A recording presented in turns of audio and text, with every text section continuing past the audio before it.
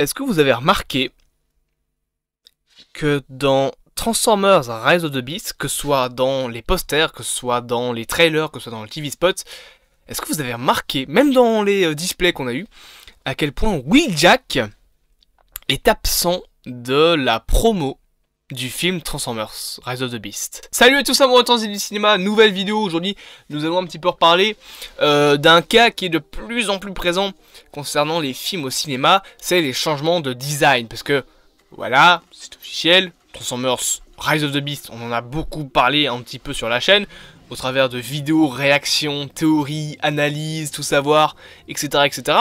Et on a énormément parler du film sur la chaîne YouTube parce que tout simplement j'attends énormément ce petit film Transformers Rise of the Beast parce que j'ai toujours aimé Transformers, voilà. Mais bref, aujourd'hui j'avais envie un petit peu de parler d'un cas qui se fait de plus en plus dans le cinéma concernant les designs de personnages dans les films.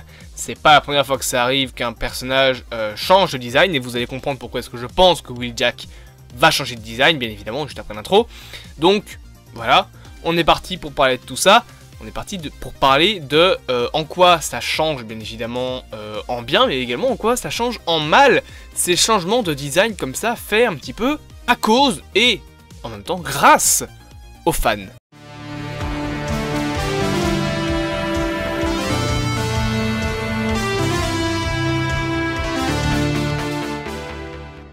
Wheeljack est absent complètement de la promotion des films Transformers Rise of the Beast. On a eu des leaks de son visage qui ont été faits avec des leaks de jouets. On a vu un petit peu son mode véhicule et l'arrière de son mode robot, mais en soi, on n'a quasi rien vu du personnage. Officiellement, si on parle vraiment de choses qui ont été montrées par Paramount, ben, Wheeljack est un des Transformers les plus absents. Même Arcee a un design un peu plus... Enfin, pas un design, mais a été plus mis en avant. Elle a même quelques gros plans sur son visage. Elle n'a pas de ligne de dialogue dans les trailers ni rien. Mais voilà, elle est plus présente quand même que Wheeljack. Et surtout, il y a un truc qui s'est fait, comme je l'ai dit, c'est qu'il y a eu un leak du visage de Wheeljack récemment qui a fait hausser les tons des fans en disant oui, c'est dégueulasse, c'est pas beau, il a une bouche trop ressemblante à ce qu'on peut avoir par exemple dans le Bayverse, avec des Transformers trop détaillés, trop complexes, et avec aussi une espèce des grosses lunettes qu'il a sur le visage. Donc un design qui n'a pas du tout, mais alors pas du tout plu aux fans.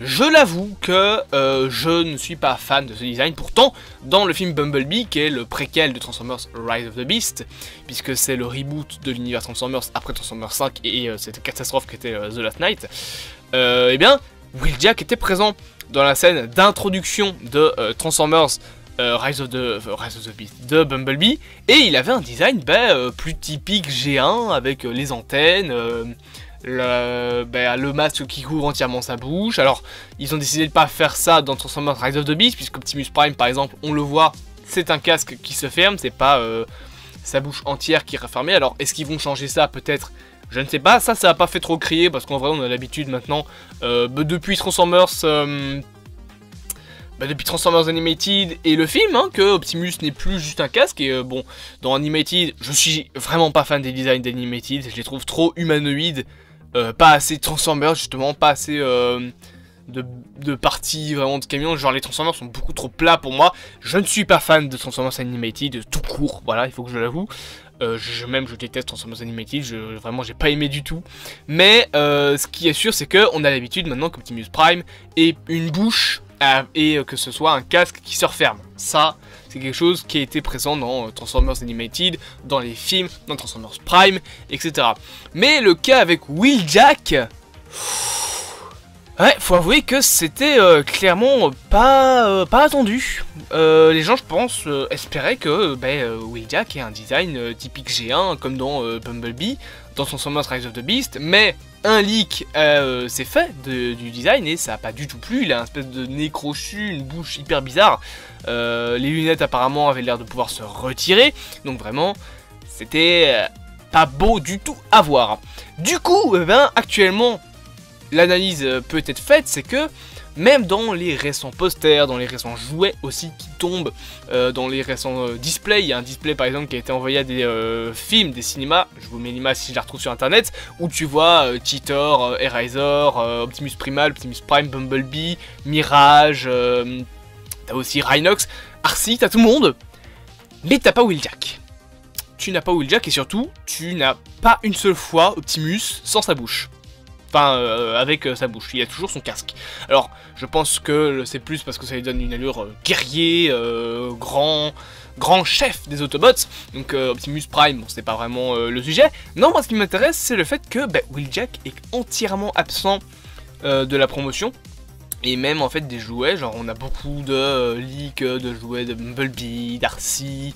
Même il y a eu récemment un leak de Mirage avec la Porsche, Optimus Prime, etc. Même de masques de, je sais pas moi par exemple le masque d'Optimus Primal, un jouet de Cheetor aussi qui a leak. Tout leak à propos de tous les personnages, sauf à propos de Mirage. Et je pense du coup que Mirage va être refait pour avoir un style plus... plus G1 avec donc le masque, les antennes, etc. Ce qui en soi est une bonne chose parce que du coup ça améliore le design. Mais c'est probablement pour ça qu'il est absent de la promotion. C'est parce que probablement qu'actuellement ils sont en train de faire le design. Je suppose en tout cas, c'est ma théorie. Mais parlons de ça un petit peu. Parlons de ce fait de changer tout le temps les designs. C'est pas la première fois que Paramount fait ça. Ils ont déjà fait ça avec Sonic. Encore une fois, là, dans le cas de Wheeljack, comme le cas du film Sonic, c'est subjectivement, donc pour moi, une bonne décision. Parce que Sonic, c'est aussi un film Paramount, et le premier Sonic, était immonde. C'est une catastrophe de A à Z. C'était horrible. Donc ils l'ont refait. Au final, Sonic 1, carton au box-office, hein, 300 millions, je sais plus. Sonic 2, carton encore plus fort. Sonic 3, pour un bon moment, on va aller les 2 milliards de dollars. Non, je rigole. Si le film Sonic 3 atteint les 600 millions, moi je pète un plomb, parce que, ok, écoute, pourquoi pas. Mais voilà, ils ont changé le design aussi pour Sonic, et au final, c'était pour la bonne cause, parce que ça a permis au film d'être bon. Sonic 1, très bien, Sonic 2 encore meilleur, Sonic 3 avec Shadow, ça va être encore mieux. Mais, du coup, Wheeljack, pareil. En soi, pour ce genre de choses, je dis pas que c'est pas une mauvaise idée. Parce que Wheeljack, je vais l'avouer, c'est une catastrophe. Le design qui a leak pour Rise of the Beast est une catastrophe. Il est pas beau. Juste du tout. Pas beau du tout. Vraiment, c'est horrible. Donc, en soi, je suis pour un redesign. C'est vrai. Mais, j'ai quelque chose contre ça.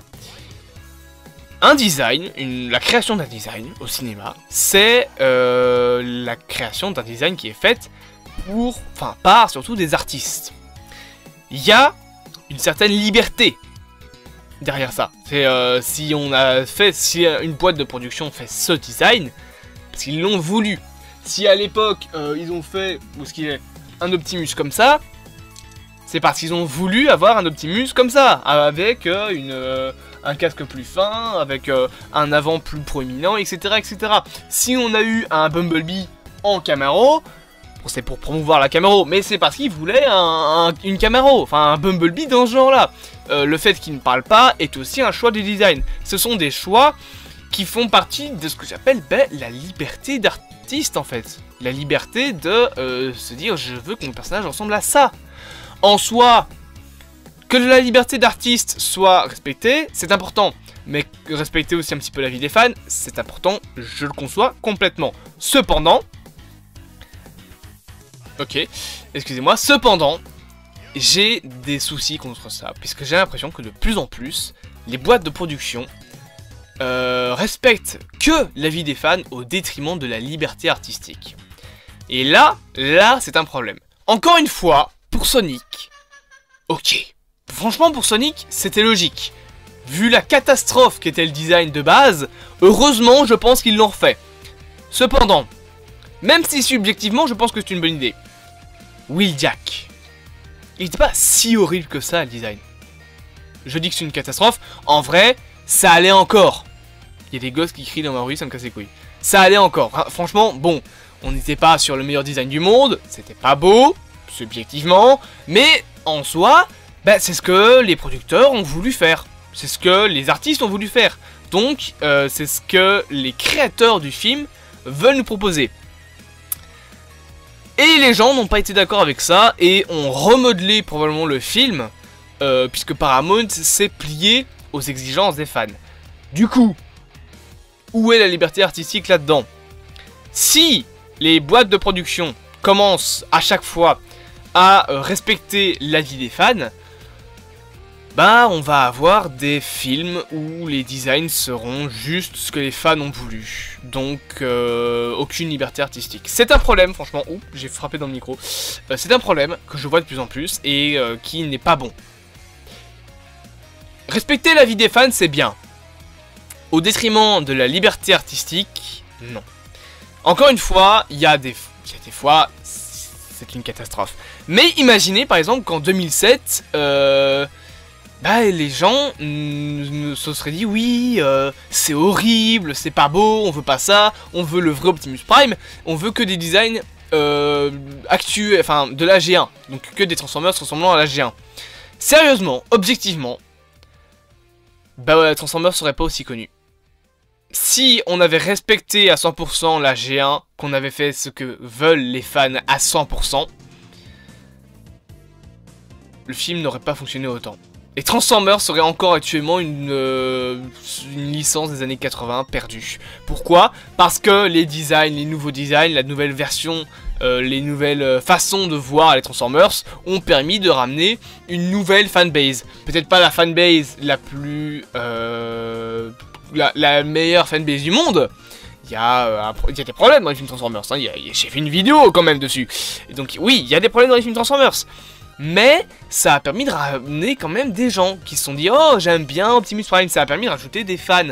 Des fans qui ont découvert Optimus avec ce design-là et ont pu ensuite le redécouvrir avec des designs de Transformers Prime plus tard, qui est un mélange entre les designs G1 et actuels. Ils ont pu également justement découvrir la G1, ils ont pu découvrir... Beastoir, ils ont pu découvrir la trilogie de Cybertron, je pense qu'on appelle... Non, la trilogie d'Energon, pardon. C'est du Nikon, je sais plus. Armada, Energon et Transformers Cybertron. Ils ont pu découvrir les jeux vidéo Follow Cybertron, War for Cybertron. Ils ont pu découvrir la série Transformers Earthrise. Ils ont pu découvrir plein de trucs. Moi, par exemple, c'est grâce au film que aujourd'hui...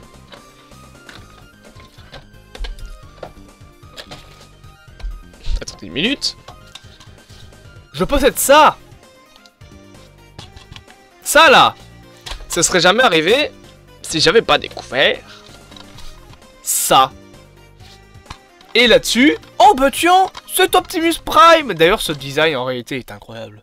Les gens qui disent que là c'est un mauvais design, vous êtes cons. Ce design, je suis désolé, Optimus dans Transformers 1, 2, 3. Ah, la classe qu'il a, le mec. La classe qu'il a. Donc, c'est bien la preuve que... Ouh, pardon, j'ai encore chuté dans le micro. C'est pas possible. Imaginez qu'à la place de ça, on aurait eu... j'ai pas une boîte où il y a Optimus Prime. Si, j'ai une boîte où il y a Optimus Prime. C'est pas le bon. Voilà. On aurait eu... Putain, mon micro. Ça. Venez pas me dire que Transformers aurait été si célèbre si on aurait eu ça à la place de ça. Un design, c'est une liberté artistique. Il y a un travail derrière. Le fait de dire oui, mais le design il est nul, il faut le changer. Non, c'est pas parce que vous l'aimez pas qu'il faut le changer. Encore une fois, ça là, ce design que certains fans décrivent comme étant un des pires designs de Transformers ever. Alors déjà, merci, hein, mais dans Transformers Energon, Cosmitron, dans Transformers Energon, Cybertron et Armada, là, le design, il est claqué au sol, les mecs, faut arrêter un petit peu. Mais ça a permis, encore une fois, de ramener des fans. Sans ça, il n'y a pas ça. Enfin, si, il y aurait eu ça, mais ça aurait disparu.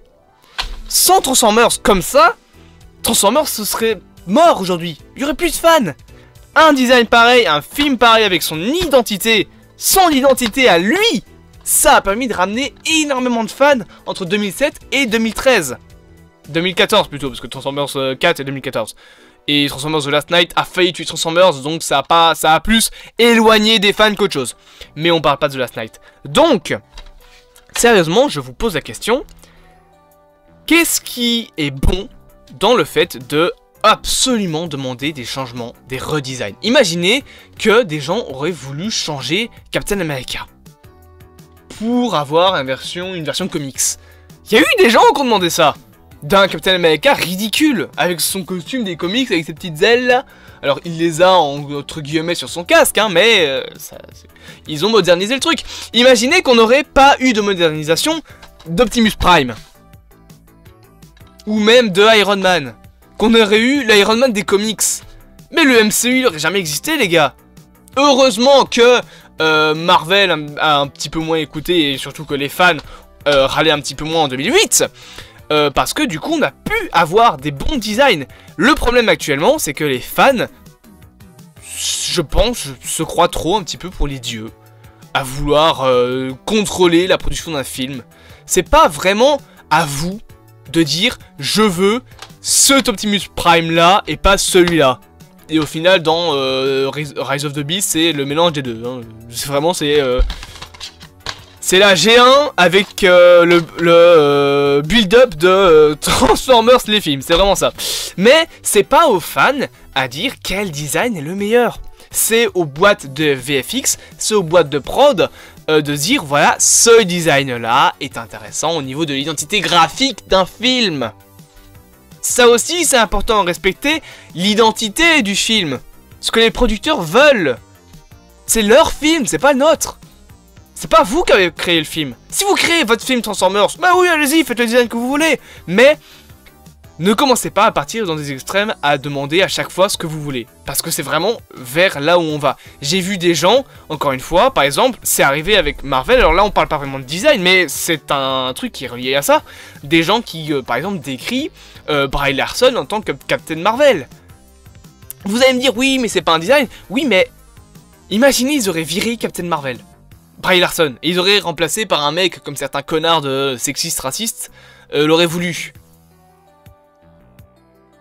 Quoi? Non! Brie Larson, elle est très bien en Captain Marvel. Elle aurait été beaucoup mieux que votre mec là, la con. Il y a un moment, il faut vous dire aussi que si les boîtes de production veulent ça dans leur film, c'est pas à vous de vous dire non, ça c'est pas bien, tu dois pas mettre ça. On n'est pas les chefs de ce film là. Et de plus en plus, je vois des gens qui crient, et les boîtes de production qui, pour éviter que leur film se crache au box-office, se plient aux exigences des fans. Alors, encore une fois, des fois, ça amène de bonnes choses. Sonic, heureusement que le design a été refait. Les gens auraient pas râlé, putain, vraiment, ça aurait été horrible. Mais des cas comme refaire le design de Wheeljack, ça, on va dire que c'est plutôt la valeur étalon du... Ça commence déjà à être un petit peu trop sévère pour les fans, mais des cas comme Brie Larson où on dit qu'il faut la virer et la remplacer par un mec, non seulement c'est du sexisme, et les gens qui disent ça, si vous faites partie de ma communauté, allez vous faire foutre et désabonnez-vous, et ensuite, c'est pas à nous de décider de ce genre de choses. Il y a un développement de personnage autour de ça. Il y a une identité graphique au film, il y a une identité au film. Captain Marvel, le fait que ce soit une femme, c'est pas pour rien. C'est parce que c'est la femme badass du MCU. C'est parce que c'est la meuf qui était ridiculisée par tout le monde sur sa planète, sur Xantar, qui s'est montrée assez puissante et surtout assez réfléchie à la fin de l'histoire pour battre les Skrulls. Si on aurait eu un mec, il aurait juste été tout beau, tout propre, Superman V2, et voilà, enfin, il n'y aurait pas eu de développement de personnage, il n'y aurait pas eu de personnage qui échoue, et on aurait juste remplacé par un mec parce que vous auriez voulu un mec. Donc... moralité de cette petite vidéo, il y a des fois, oui, il est bon de modifier un design. Encore une fois, Sonic, c'est une bonne idée. Mais il y a des fois, je pense que les fans en exigent trop, demandent trop de changements. Le cas Brie Larson est cette preuve qu'il faut tout doucement vous calmer avec ça. Commencez pas à demander absolument à changer pour que ce soit comme vous le voulez. Respectez aussi un petit peu ce que les boîtes de production aimeraient faire avec leur film. C'est pas votre film. C'est le leur. Du coup, j'espère que cette petite vidéo que je voulais faire vous aura plu. J'espère que je me serai bien expliqué. Et j'ai découvert que ma boîte est cassée. De toute façon, mes DVD Transformers, ils sont dans un état. Même lui, là, il est pété là. Lui, ça va. Le DVD du Cosmitron, il est encore bon. D'ailleurs, il y a qui là-dessus? Il y a... Lui, c'est Jazz. Rampage. Optimus. Ça, c'est l'Arche. Et lui, je sais plus c'est qui. Mais bref, en attendant, j'espère que cette petite vidéo vous aura plu. Ce petit coup de gueule envers les fans. Encore une fois, il est bon parfois de modifier un design. Mais ça doit... Voilà. Ça doit avoir quand même une certaine limite. Sinon... on tue la liberté artistique, on tue la liberté graphique un petit peu et la liberté d'expression entre guillemets, parce que un design ça permet aussi aux artistes de s'exprimer, c'est de l'art en soi. Le cinéma est un art, donc là vous modelez l'art comme vous le voulez, et du coup bah vous aurez, vous aurez ce que vous voulez, mais ce sera fade. Ce sera McDo quoi. J'espère donc que cette petite vidéo vous aura plu, dites-moi vous en commentaire ce que vous pensez de ça, est-ce que vous pensez que les boîtes de production devraient se plier aux exigences des fans et fermer leur gueule, ou est-ce que vous pensez qu'il y a des fois où il faut juste demander aux fans de se calmer un petit peu, hein, quand même. En attendant, je vous dis à plus à mon Transit Cinéma, n'hésitez pas à vous abonner, à partager, à liker, encore une fois, à me dire en commentaire ce que vous en pensez, et ben, après toute cette bonne petite vidéo, il me reste plus qu'à te dire à plus à mon Transit Cinéma.